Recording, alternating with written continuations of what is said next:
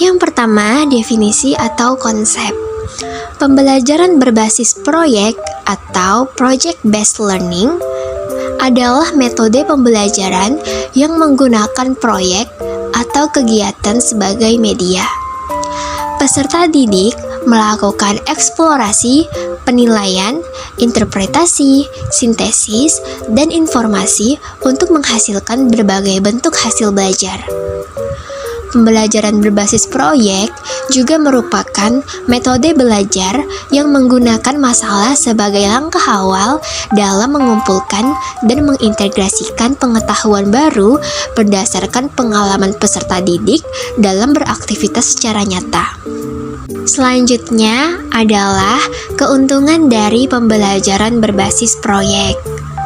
Keuntungan yang pertama yaitu meningkatkan motivasi belajar peserta didik untuk belajar, mendorong kemampuan mereka untuk melakukan pekerjaan penting, dan mereka perlu untuk dihargai.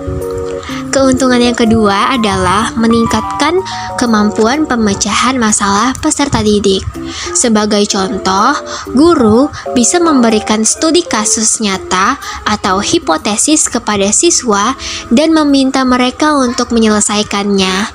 Misalnya, dalam pelajaran ekonomi, guru bisa memberikan studi kasus tentang perusahaan yang mengalami penurunan penjualan dan meminta siswa untuk merumuskan strategi untuk meningkatkan penjualan tersebut. Kemudian, keuntungan yang ketiga adalah dapat membuat peserta didik menjadi lebih aktif dan berhasil memecahkan problem-problem yang kompleks. Yang keempat, dapat meningkatkan kolaborasi. Yang kelima, dapat mendorong peserta didik untuk mengembangkan dan mempraktikkan keterampilan komunikasi. Dan dapat meningkatkan keterampilan peserta didik dalam mengelola sumber. Selanjutnya adalah kelemahan dari pembelajaran berbasis proyek. Yang pertama, memerlukan banyak waktu untuk menyelesaikan masalah. Yang kedua, membutuhkan biaya yang cukup banyak. Yang ketiga, banyaknya peralatan yang harus disediakan.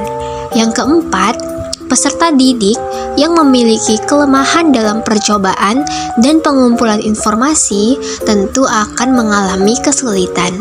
Yang kelima, ada kemungkinan peserta didik yang kurang aktif dalam kerja kelompok.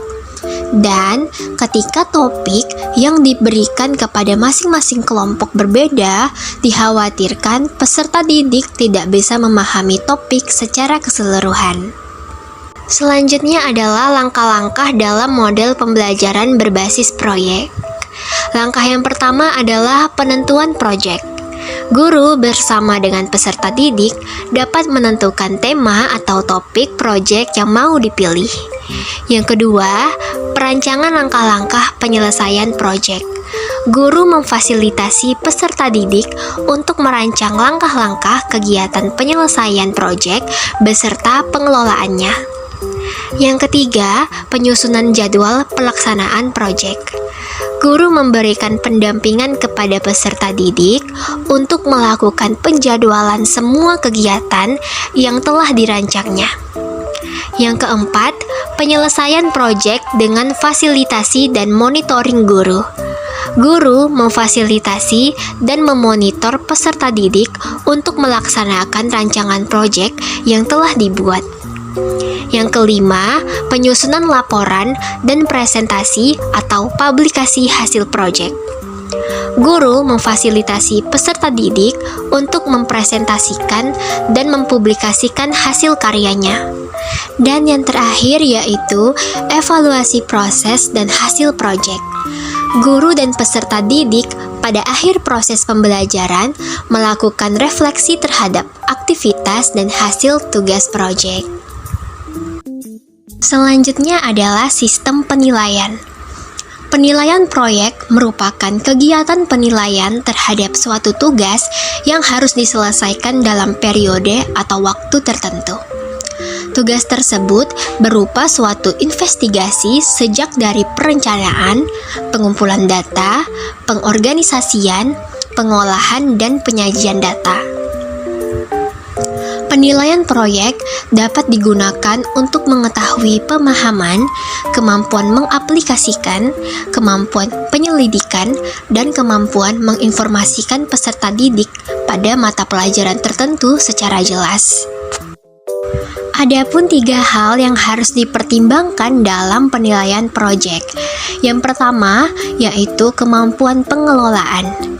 Kemampuan peserta didik dalam memilih topik, mencari informasi, dan mengelola waktu pengumpulan data, serta penulisan laporan. Yang kedua yaitu relevansi. Kesesuaian dengan mata pelajaran dengan mempertimbangkan tahap pengetahuan, pemahaman, dan keterampilan dalam pembelajaran. Dan yang ketiga yaitu keaslian. Proyek yang dilakukan peserta didik harus merupakan hasil karyanya dengan mempertimbangkan kontribusi guru berupa petunjuk dan dukungan terhadap proyek peserta didik.